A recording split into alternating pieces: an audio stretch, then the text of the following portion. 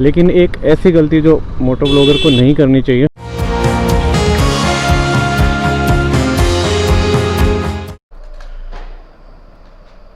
So hey guys, good morning and welcome back to our channel. So कैसे हैं आप सब? आई होप सब बढ़िया होंगे।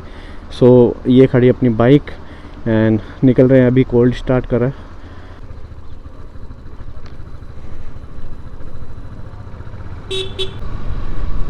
सो वैसे थंबनेल एंड टाइटल देख के आप समझ ही गए होंगे कि आज किस चीज़ के बारे में बात होने वाली है। लेकिन एक ऐसी गलती जो मोटो ब्लॉगर को नहीं करनी चाहिए। जब आप स्टार्टिंग में हो, जब आप मोटो ब्लॉग स्टार्ट कर रहे हो, तो आपको ये गलती कभी नहीं करनी चाहिए। इससे रिलेटेड भी मेरे पास एक स्टोरी है। तो यार, अगर आप मोटो ब्लॉग स्टार्ट कर रहे हो तो उस समय पे बहुत सारे मोटो ब्लॉगर, बहुत सारे नहीं तो कुछ मोटो ब्लॉगर ऐसे होते हैं जो कुछ गलतियां करते हैं, जो गलतियां कि नहीं करनी चाहिए। और उसी से रिलेटेड आज एक स्टोरी भी है मेरे पास।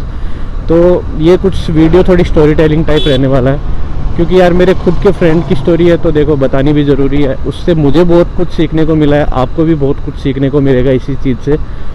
सो मेरा एक फ्रेंड है जो कि मुझे मिला था जब मैं मोटो व्लॉग ही कर रहा था। वो वाले मोटो व्लॉग्स मैंने अपलोड नहीं करे, वो कुछ और रीज़न है। लेकिन मुझे कोई एक बंदा मिला था राजस्थान में जिसने कि मोटो व्लॉगिंग स्टार्ट करी थी, और उसने एक बहुत बड़ी गलती करी थी जो कभी भी किसी भी मोटो व्लॉगर को स्टार्टिंग में नहीं करनी चाहिए।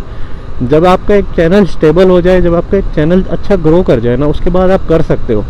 लेकिन स्टार्टिंग में आपको ऐसी गलतियाँ कभी नहीं करनी चाहिए। सो यार, ऑल्दो अगर आप मोटो व्लॉग कर रहे हो, उसमें आप इन्वेस्ट कर रहे हो, वो अच्छी चीज़ है, आपको इन्वेस्ट करना चाहिए। लेकिन आपको इन्वेस्ट इतना भी नहीं करना चाहिए कि वो आपके लिए हेडेक बन जाए उसके बाद। सो उसने मोटो व्लॉगिंग स्टार्ट करी एंड सबसे पहले उसने खरीदी थी एक बाइक, जो उसने परचेज़ करी थी समथिंग 3.5 लाख रुपए की। रॉयल इनफील्ड की कोई बाइक थी, हम अभी याद नहीं है, लेकिन उसने 3.5 लाख के लगभग उसकी परचेजिंग थी, वो ऑन रोड प्राइस। उसके बाद उसने गोप्रो ख़रीदा, जो लगभग 45,000 रुपये के समथिंग एसेसरीज मिला के आता है। उसके बाद उसने एक टेंट ख़रीदा था, राइडिंग गियर्स ख़रीदे थे, टॉप बॉक्स ख़रीदा था और पिनियर ख़रीदे थे, और भी बहुत कुछ सामान था, थोड़ा बहुत ग्लव्स हो गया, राइडिंग शू हो गए। तो ये सारी चीज़ें उसने परचेज़ करी थी। और उसने एक गलती करी, उसने स्टार्टिंग में समथिंग बाइक को मिला के 6.5 लाख रुपए का उसने इन्वेस्ट कर दिया था उसमें। 6.5 लाख रुपए एक मिडिल क्लास फैमिली के बंदे के लिए बहुत होता है। जब आप स्टार्टअप पे, किसी भी स्टार्टअप पे आप 6.5 लाख रुपए का इन्वेस्ट कर रहे हो, उसने 6.5 लाख रुपए इन्वेस्ट करे। उसके बाद वो राइड पे भी गया, उसने मनाली कर रखा है, उसने लेह लद्दाख भी कर रखा है मेरे हिसाब से। लेकिन वो एक ही राइड थी जिसमें वो गया था। उस राइड पे उसने करे, मतलब व्लॉग्स अच्छे बनाता था, काम अच्छा कर रहा था। लेकिन उसके लिए भारी कहाँ पड़ा कि उसने इन्वेस्टमेंट कर दिया था बहुत ज़्यादा एक साथ में, 6.5 लाख रुपए। और वो भी उसके पास खुद के पैसे नहीं थे, उसने लोन लिया था बैंक से। तो बैंक से लोन लेके, समझ सकते हो, 6.5 लाख रुपए का लोन लेके उसके बाद आप इन्वेस्ट कर रहे हो। उसके बाद आप राइड पे जाते हो, तो राइड पे भी तो पैसे चाहिए ना। करीब अगर आप बहुत ही बजट में चलोगे ना, फिर भी आपको लगभग मेरे हिसाब से 40, 45, 50 हज़ार रुपये का एक राइड का खर्चा आ जाता है। बाकी डिपेंड करता है आप राइड कौन सी कर रहे हो, कितने दिन की कर रहे हो। लेकिन फिर भी उसने 6.5 लाख रुपए इन्वेस्ट करे। उसके बाद वो राइड पे निकला, 50,000 रुपये उसके वहाँ लग गए होंगे। समथिंग उसने 7 लाख रुपए का खर्चा कर दिया था स्टार्टिंग में। और 7 लाख रुपए का खर्चा करा, उसके बाद में उसके घर में कोई ऐसी चीज़ें हुई कि वो दोबारा राइड पे निकल ही नहीं पाया। और 6.5 लाख रुपए, 7 लाख रुपए का EMI, इंटरेस्ट, वो सारी चीज़ें। तो मैं किसी की बात, सुनी सुनाई बातों पे विश्वास नहीं करता। उस बंदे ने खुद मुझे बताइए कि उसके साथ में क्या हुआ था। उसके बाद में वो इतना डिप्रेस्ड हो गया ना, आप सोच सकते हो कि 7 लाख रुपए का इन्वेस्टमेंट, उसके बाद उसकी EMI, उसका इंटरेस्ट, और बंदे की इतनी मतलब इनकम भी नहीं है कि मान लो 50,000, 1 लाख रुपए वो महीना कमाता हो, तो फिर भी चलो EMI तो भर सकता है। उस टाइम पे, जिस टाइम पे वो मुझे मिला था, उस टाइम पे उसने मुझे बताया था कि यार भाई मैंने ये गलती कर दी। और उसके बाद मेरे पास उसके 1-2 बार कॉल्स भी आए थे कि भाई GoPro लेना है तो ले लो, राइडिंग गियर्स लेने हैं तो ले लो, मैं बहुत कम में दे रहा हूँ।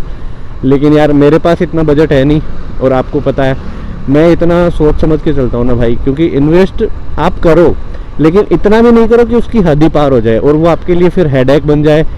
आपके लिए ये हो जाए कि यार अब मैं करूँ तो क्या करूँ। इसीलिए मैं अभी तक फ़ोन से कर रहा हूँ। मैं 15,000 रुपये का कैमरा परचेज़ कर सकता हूँ, ऐसा नहीं है, लेकिन मुझे अभी करना नहीं है। पहले मुझे मेरा थोड़ा सा चैनल ग्रो हो जाए, उसके बाद करेंगे। सो भाई मेरा कहने का मतलब ये है कि ऐसी गलतियाँ कभी भी मत करना कि बहुत ज़्यादा इन्वेस्ट कर दिया। बहुत सारी चीज़ें हैं, कुछ लोग कंटेंट को इंटरेस्टिंग बनाने के लिए इतनी तेज़ स्पीड में दौड़ाते हैं। अच्छी खासी मतलब हाईवे है, अगर खुला पड़ा है आप चला सकते हो, कोई दिक्कत नहीं है, लेकिन ट्रैफिक में वैसे चलाना यार मैं सही नहीं समझता। रिस्क है, उतनी रिस्क लेनी भी नहीं चाहिए। ज़रूरी कहाँ है यार, आप अच्छा खासा मोटो व्लॉग कर सकते हो यार, आप अच्छा खासा मोटो व्लॉग कर सकते हो। अंकल। हद है यार, लोग पता है लोग ऐसे निकलते हैं ना जैसे इनके घर का गार्डन हो। हद है। तो यार ऐसी चीज़ें हो जाती हैं। बस बात स्पीड के बारे में ही कर रहे थे और वही चांस हुआ ना। अगर मैं स्पीड में होता मैं उसके अंदर ठुकता 100%, लेकिन स्पीड में नहीं था तो जैसे तैसे निकल सकता है बंदा। स्पीड का लोग बोलते हैं ना कि स्पीड का फ़र्क नहीं पड़ता, आप कंट्रोल कर सकते हो। भाई कितना कंट्रोल कर लोगे। मैं यहाँ पे 100 की स्पीड में होता, भले ही मैं कितना ही अच्छा राइडर हूँ, लेकिन मैं नहीं कर पाता कंट्रोल। तो वो सारी चीज़ें हैं। अब भले ही गलती आपकी ना हो, वो ज़रूरी नहीं है कि गलती आपकी ही हो तभी आप बोलोगे कि नहीं भाई मेरे साथ ही हुआ। दूसरे की गलती की वजह से भी तो ठुक सकते हो ना यार। अंकल हैं, अंकल निकले थे। तो बहुत सारे ड्राइवर्स, बहुत सारे ऐसे आपको राइडर्स भी मिल जाएंगे।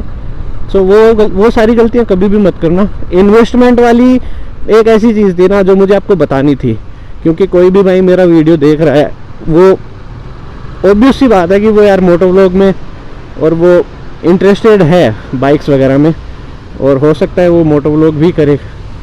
तो गलती ये नहीं करनी है।